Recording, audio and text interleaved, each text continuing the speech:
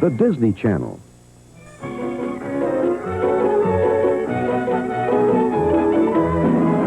Hurry up, everybody. Find a seat.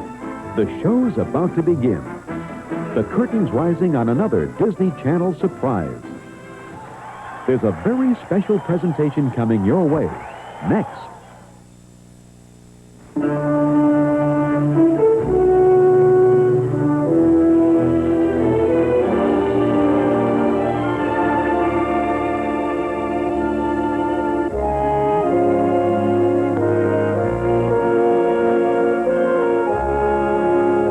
Members of the deer family live on each of the 7 continents except Antarctica and Australia. Deer inhabit the jungles of Asia, the widely scattered forests of Europe, northern coastal plain of Africa, the rainforests of South America, and the mountains and woodlands of the North American continent. It is here that our story takes place.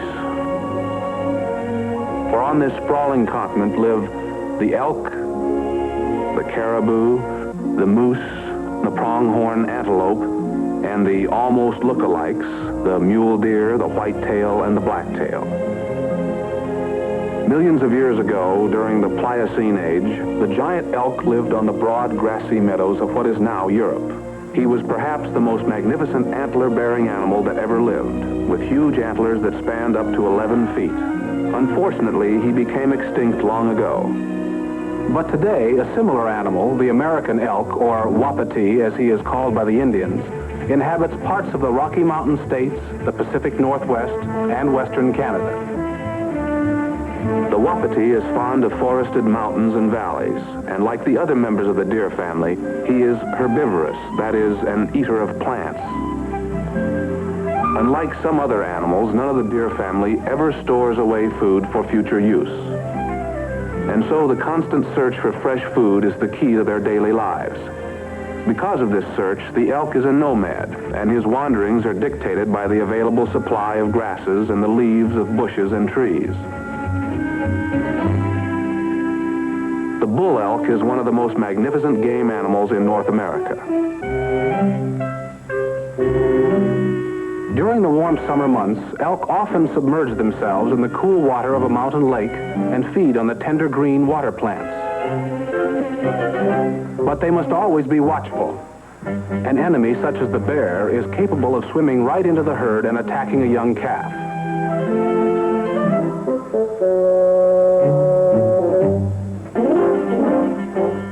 The antlers that are grown by all members of the deer family have one basic purpose.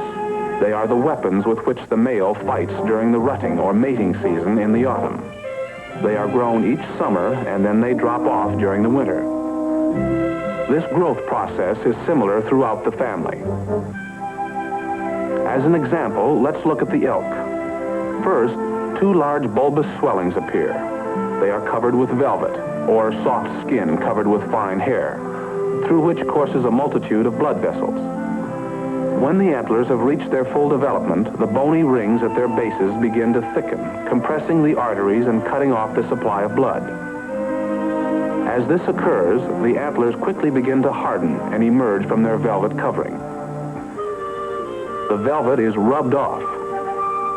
And so, in the short period of 12 weeks, the enormous mass of bone structure has been completed. With the maturing of his antlers, the personality of the bull elk changes completely. He is no longer a passive member of the herd. Just before the mating or rutting season, which occurs in late September, he thrashes around, rubbing the last of the velvet off of his antlers, ready to take on anything that crosses his path, especially another male elk.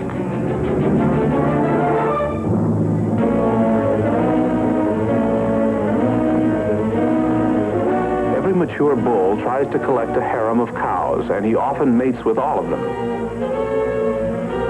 But having gathered together a group of wives, he finds that he must now defend them against other bulls, who are determined to move in and take over his harem.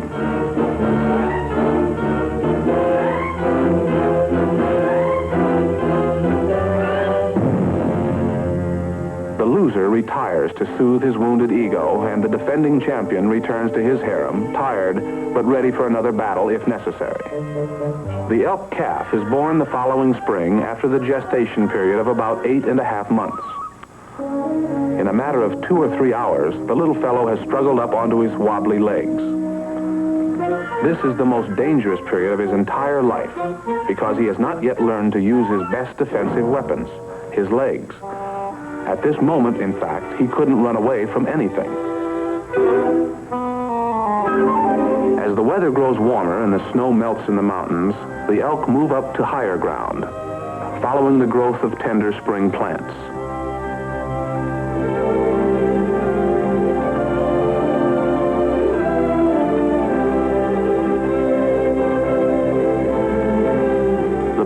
Dropped their antlers during the winter, and once again they are traveling as docile members of the migrating herd.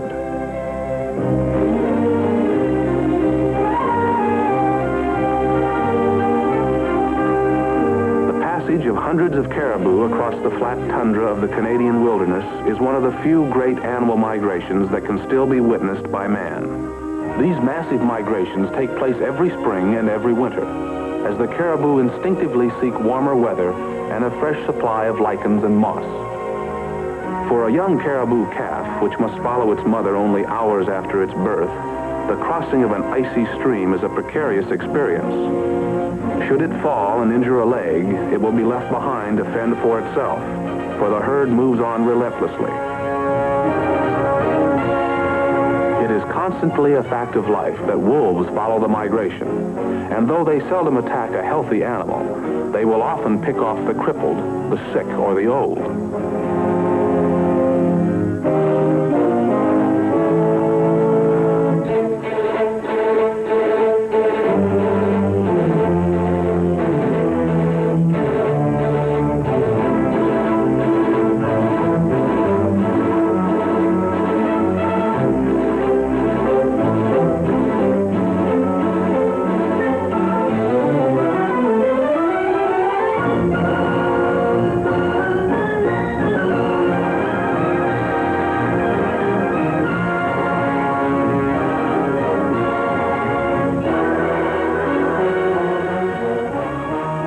The male caribou carries one of the most impressive sets of antlers in the entire deer family, and the cow caribou is the only female among the deer tribe that grows them.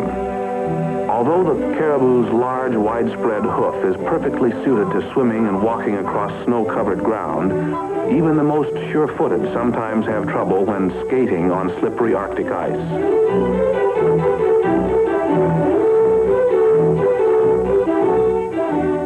Of all the deer family, there is none that has a wider range than the caribou.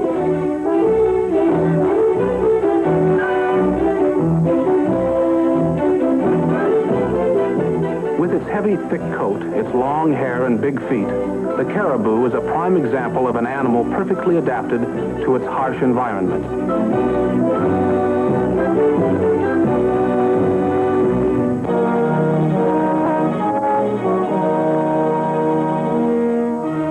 In the northern lake country of Minnesota and Canada, and in the Rocky Mountains and Alaska, the moose still reigns as king of the deer tribe. He is the largest antlered mammal alive today. Unlike the caribou, the moose has no desire to travel and usually lives in small family groups. During the summer, when water lilies grow profusely, a moose may spend the entire season living around one lake or river. In the spring, after the gestation period of 8 months, the moose calf is born. Unsteady on its legs, it presents a skinny caricature of its mother. It will usually remain with her for a full year, leaving the cow only when she drives it away and seeks the solitude required to give birth to her next calf.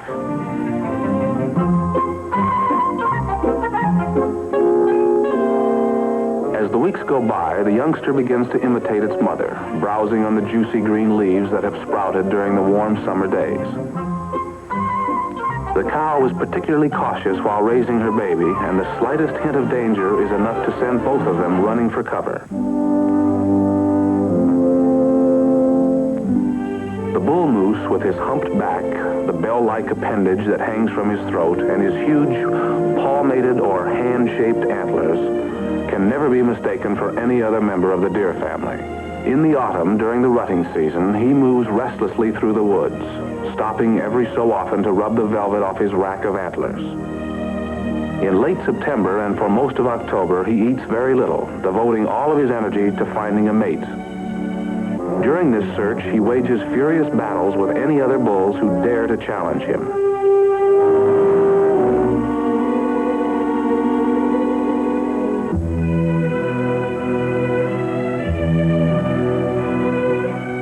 The pronghorn antelope is unique in the world. He is neither a true deer nor a true antelope.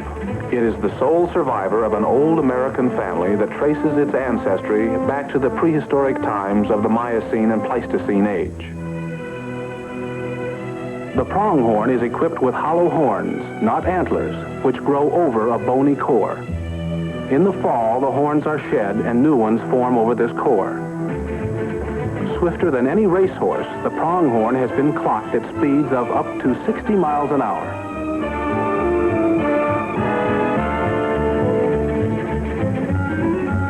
Young antelope develop very quickly. Even when only a day or two old, the youngster can keep up with mother's speed for short distances.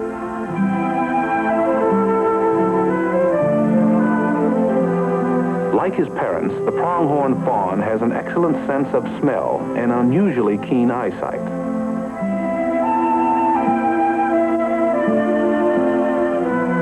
On the wide expanse of desert or prairie, the coyote is one of the pronghorn's most feared enemies. Sometimes a pronghorn doe will make wise use of a natural barrier, sending her fawn into the protective circle of a cactus patch. She knows that even the hungriest coyote will have a difficult time when confronted by the plant's sharp bayonets.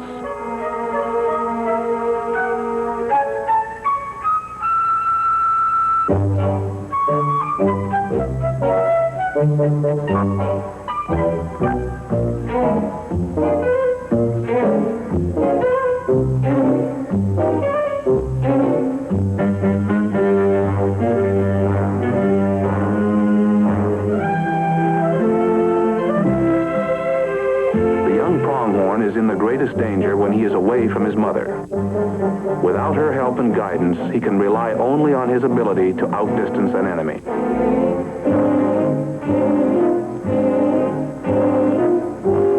One of the smartest predators is the bobcat, who patiently stalks the fawn until close enough to attack. The cat knows from past experience that if he's going to catch the fast-moving antelope, he must bring it down in the first few seconds of the chase.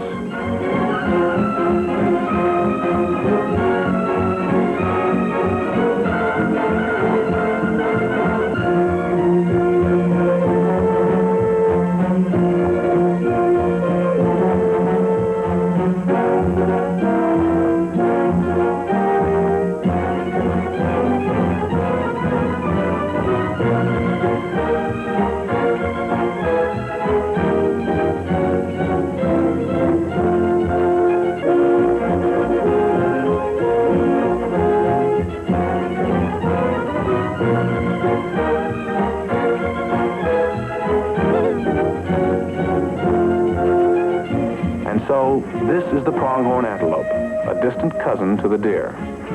He lives only in North America on the western plains.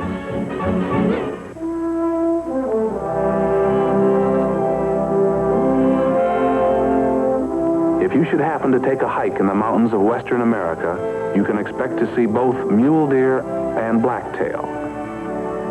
But if you're strolling through the woods in the Midwest, the East or the South, then you'll see white-tailed deer.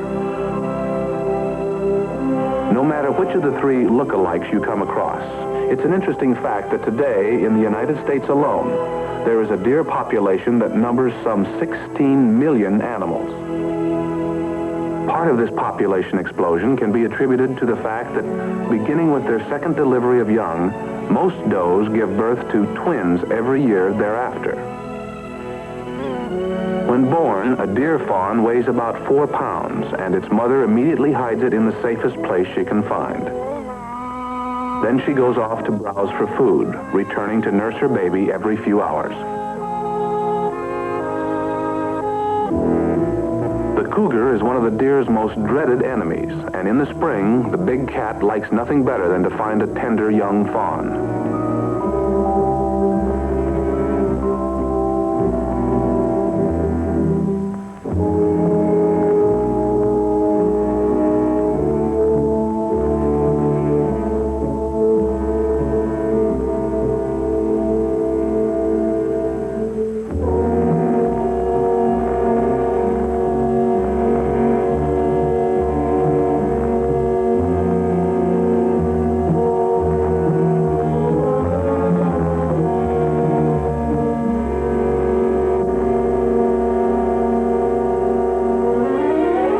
Is quite safe without his mother because of his camouflaged coat, and the amazing fact that his little body does not yet give off enough scent to be detected.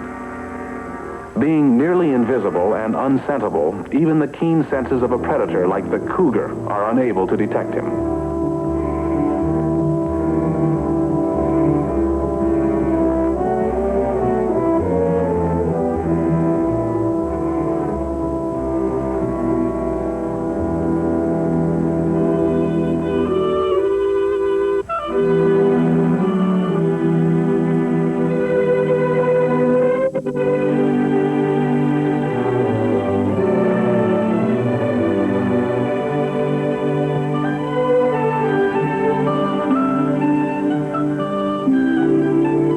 In about 3 weeks, the fawn will be strong enough to stay with his mother all day.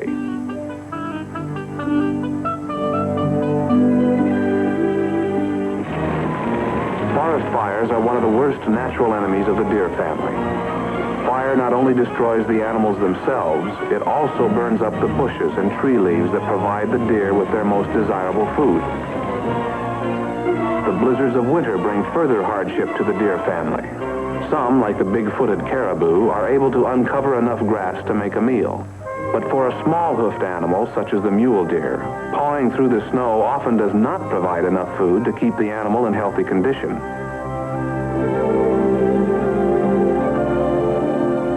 When herds are large and forage scarce, man himself must often step in and help, with such measures as feeding problems. As long as man gives them the help and protection they need, these antlered animals will continue to thrive, a natural heritage entrusted to us, but one we must preserve for future generations to enjoy.